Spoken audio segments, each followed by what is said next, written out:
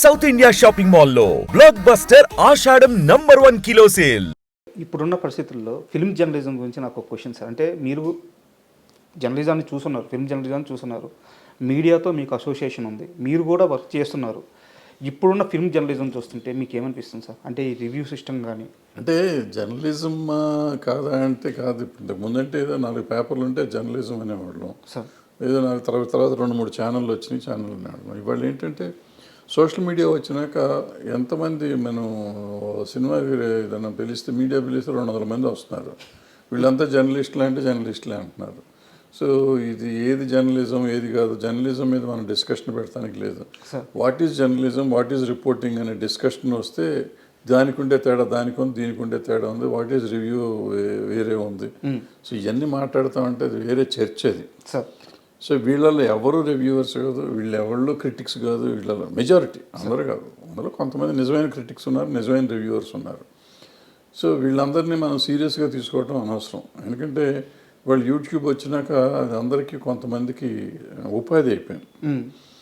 ఎక్కువగా యూట్యూబ్లో నెగిటివిటీ వస్తే డబ్బులు ఎక్కువ వస్తాయి. సో ఎక్కువ మంది నెగిటివ్ రాయటానికి ఇష్టపడతారని డబ్బులు వస్తాయి. పాజిటివ్గా మాట్లాడితే డబ్బులు రావు. ఏదైనా మంచి చెప్పామనుకోండి, బాబు మీరు ఇట్లా ఉండకూడదు అని చెప్పామనుకోండి, ఎవరు చూడరు. ఇట్లాగే ఉండాలని చెప్పామనుకోండి, అందరూ బ్రహ్మాండంగా ఉంటుంది. దీనికి ఇంటర్లింక్ ఇంకో క్వశ్చన్ ఉంది సార్. మీకు ఇండస్ట్రీలో పిఆర్ వ్యవస్థ గురించి ఐడియా ఉంటుంది. రీసెంట్గా సితారా నాగవంశీ గారు మాట్లాడుతూ పిఆర్స్ మమ్మల్ని బ్లాక్మెయిల్ చేస్తున్నారు. అంటే సార్ మనం ఆ పని చేయకపోతే సినిమాకి బ్యాడ్గా రాస్తారు, సార్ మనం వాళ్ళకి బ్యాన్ కార్డ్స్ ఇవ్వకపోతే సినిమాకి బ్యాడ్గా రాస్తారు, సార్ మనం ఈ ఫంక్షన్ చేయకపోతే సినిమాకి బ్యాడ్గా రాస్తారు అని ఆయన ఓపెన్గా చెప్తున్నారు. పిఆర్ వ్యవస్థ నిర్మాతలను బ్లాక్మెయిల్ చేస్తుంది, వీళ్ళ పోడు పర్లేక మేము అదనంగా ఇంకో 30-40 లక్షలు ఖర్చు పెట్టాల్సి వస్తుంది. అంటే ఏ నిర్మాతకు కూడా ఆయన మాటల ప్రకారం నిర్మాతలకి పిఆర్ వ్యవస్థను కానీ ఈ ఫిల్మ్ జర్నలిజంలో సోకాల్డ్ జర్నలిజం అని చెప్పుకుంటున్న వాళ్ళని కానీ ఎంటర్టైన్ చేయాలని ఏ నిర్మాతకి లేదు. అంటే నిర్మాతలను బ్లాక్మెయిల్ చేసే స్టేజ్కి ఈ పిఆర్ వ్యవస్థ కానీ ఫిల్మ్ జర్నలిజం కానీ వెళ్ళిందే. అసలు ఆ మాట తప్పది. ఇప్పుడు బ్లాక్మెయిల్ చేయబడే పరిస్థితులు నేను ఉన్నానా లేదా? నేను ఒక నిర్మాతగా నా కంటెంట్ని నేను నమ్మాలి. సార్ నేను ఎవరిలో చెప్పిన మాట విని చేయాల్సిన అవసరం లేదు. నాకు అవగాహన ఉండాలి. నేను సినిమా తీసినప్పుడు నేను ఇది చేస్తే ఇది ఉంటుంది, ఇది చేస్తే ఇది ఉంటుంది. సలహాలు తీసుకోవటం తప్పులేదు, సలహాలు ఎవరైనా చెప్తే వినటం తప్పులేదు. బట్ సలహాని ఎంతవరకు మనం వాడుకోవాలి అనేది మనం ఆలోచించుకోవాలి. పిఆర్లు ఏదో చెప్తూ ఉంటారు. ఇప్పుడు ఏమవుతుంది, ఇప్పుడు నేను ఏం చేస్తాను, సినిమా తీశాను అనుకున్నాను ఫర్ ఎగ్జాంపుల్. ఆ సినిమా తీసినాక ఒక సినిమా ఫ్లాప్ అయింది. ఫ్లాప్ అయితే నీ బోటోడు వచ్చి సార్ మీరు సరిగ్గా ప్రమోట్ చేయలేదు సార్ అంటాను. సరిగ్గా ప్రమోట్ చేయలేదంటే నేనేమంటాను, పిఆర్ని పట్టుకుని నువ్వు సరిగ్గా పిఆర్ చేయలేదురా అంటాం.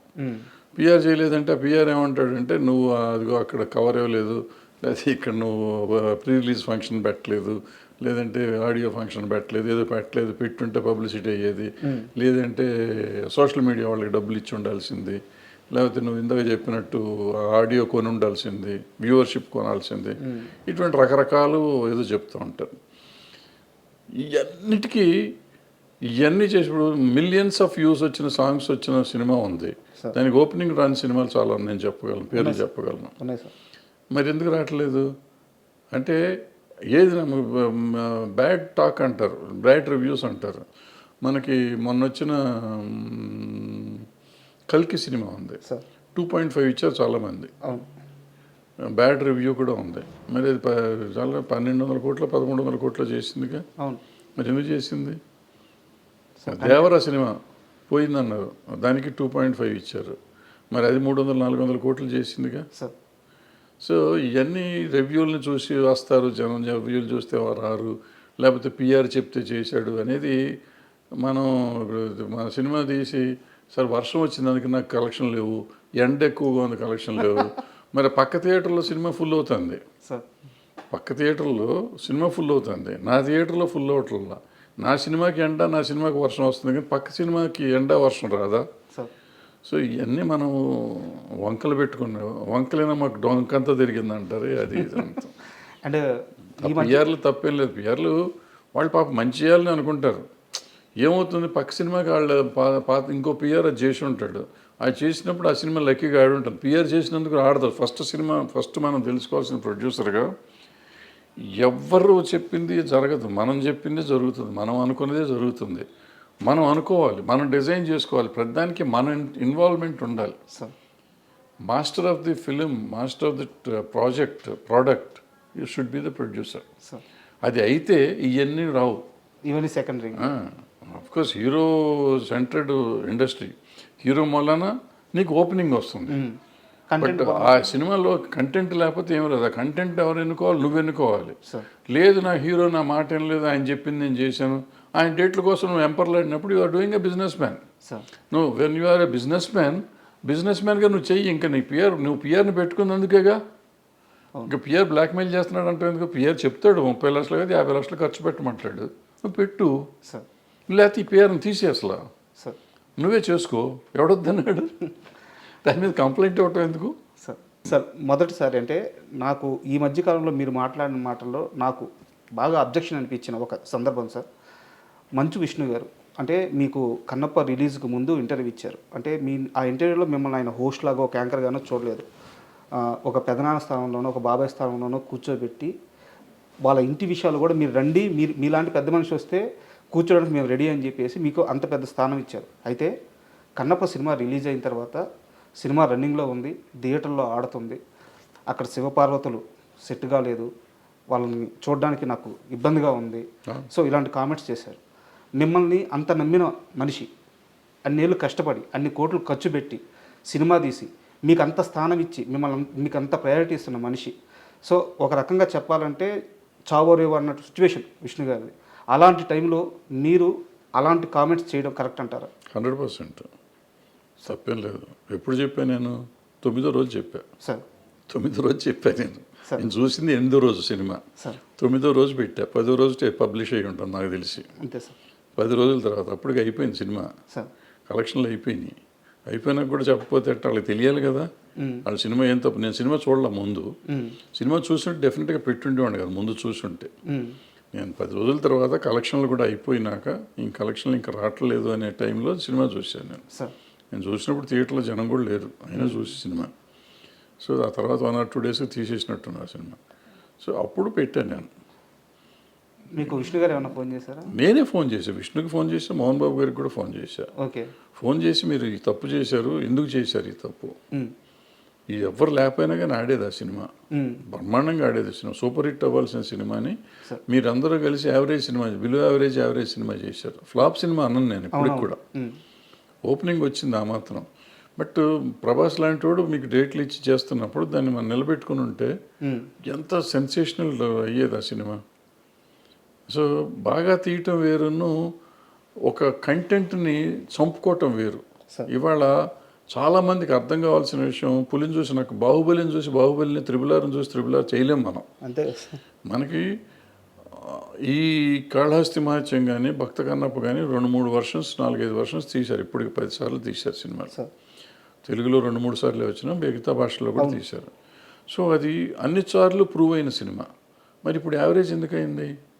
అక్కడ ప్రతిసారి భక్తిభావం నిలబడింది, ఇక్కడ భక్తిభావం నిలబడలేదు. ఇక్కడ శివుడు పార్వతి వెకిలిగా ఉన్నారు. అది చెప్పాలి. నేను చెప్పాను, డైరెక్ట్గా ఫోన్ చేసి చెప్పాను. నేను ఇట్లా యూట్యూబ్లో పెట్టుకోవాలా, యూట్యూబ్లో పెట్టే ముందే ఫోన్ చేశా. పెడతానని చెప్పలేదు, అది వేరే. బట్ వాళ్ళకి ఫోన్ చేసి చెప్పాను, ఇద్దరికి చెప్పాను. మోహన్ బాబు గారిని గట్టిగా అన్నా నేను, మీరు పట్టించుకుని ఉంటే ఇట్లా ఉండదు సినిమా. ఎందుకంటే ఆయన అసిస్టెంట్ డైరెక్టర్ చేశాడు, యాక్టరు, మంచి యాక్టరు, ఆయనకు తెలుసు, అన్ని విషయాలు తెలుసు.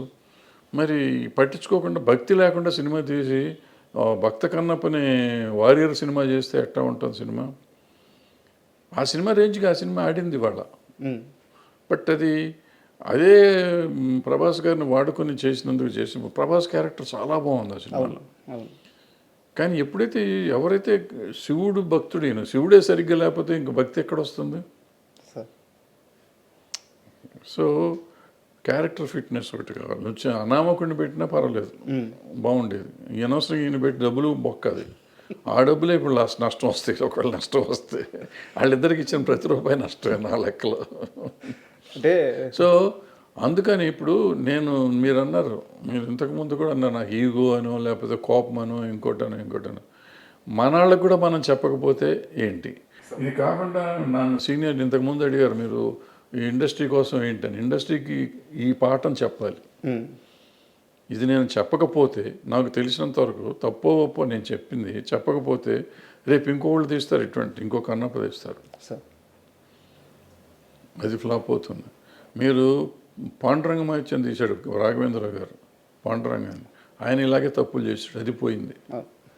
సో భక్తి సినిమాని భక్తి భావంతో మీరు తీయకపోతే ఆ సినిమాలు పోతాయి. మీరు పాండురంగ సినిమా తీసుకోండి, కన్నప్ప తీసుకోండి, ఇంకోటి తీసుకోండి. మరి బాలకృష్ణ గారు రాఘవేంద్ర గారు పెద్ద సినిమానే కదా అది. అవును. మరి ఎందుకాళ్ళ పాటలు కూడా బాగా పాటలు కూడా బాగానే హిట్ అయినాయి ఎందుకాళ్ళ. దాంట్లో పాత సినిమాలో ఉన్న భక్తి ఏది, ఆ ఎమోషన్ ఆ ఎమోషన్ ఎక్కడ దొరికింది? రాలేదు. ఎందుకు రాలేదు? ఎందుకు తీయలేకపోయారు మీరు? సో ఏదో మార్పులు మీరు చేద్దాం అనుకుంటే అవ్వదు. అది ఏదో చేసేద్దాం, వాళ్ళు చేసిన దానికంటే మనం గొప్పగా చేద్దాం. గొప్పగా చెయ్యండి. ఆ భక్తి పారవస్యం ఎవరికైనా రావాలి. సినిమా చూస్తా అంటే అనుభూతి రావాలి, రోమాలు నెక్కిపోవాలి. భక్తి సినిమాల్లో ఉండే అడ్వాంటేజ్ అది. సినిమా రిచ్గా తీశారా, ఖర్చు పెట్టారా లేదా కాదు, భక్తి వచ్చేస్తుంది ఆటోమేటిక్గా. నేను దేవుడి దండం పెట్టను, కానీ భక్తి సినిమాలు చూస్తుంటే నా కళ్ళెమ్మటి నీళ్ళు వచ్చేస్తాయి. ఒక రకమైన జలధరింపు వస్తుంది బాడీలో సినిమాలు చూస్తుంటే. అది అంటే యాజ్ ఎ కామన్ ఆడియన్స్, భక్తుడు సినిమా దేవుడు కాదు కాదు అక్కడ ఎమోషన్ వస్తుంది. ఇప్పుడు అన్నమయ్య సినిమా చూస్తాం. అన్నమయ్యలో ఆయన జీవితం అంతా ఆయన కోసం దారపోస్తాడు. దారపోసినాక ఆ లాస్ట్ సీన్లో ఉన్నప్పుడు అప్పుడు జోలపాట పాడావు చూడు అంటే ఆయన విష్ణుమూర్తి పాడతాడు, వెంకటేశ్వర స్వామి పాడతాడు ఆ పాట. అవును, నా పాట మీ నోటికుండా అంటే నేను జన్మ తరించింది అయ్యా అంటా ఉంటే వాళ్ళ వాళ్ళ వాళ్ళ వాళ్ళు ఈ రోజుకి ఏడుస్తాను నేను. అది 20 సార్లు చూశాను నేను, చూసి ఉంటా 20-30 సార్లు చూసి ఉంటా. ఈ రోజుకి లాస్ట్ అప్పుడప్పుడు భక్తి భావాలు అని 15 నిమిషాలు వేస్తారు. ఆ డైలాగ్ వచ్చినప్పుడు ఏడుపు వచ్చేస్తుంది. అది that is the power of ఇది భక్తి.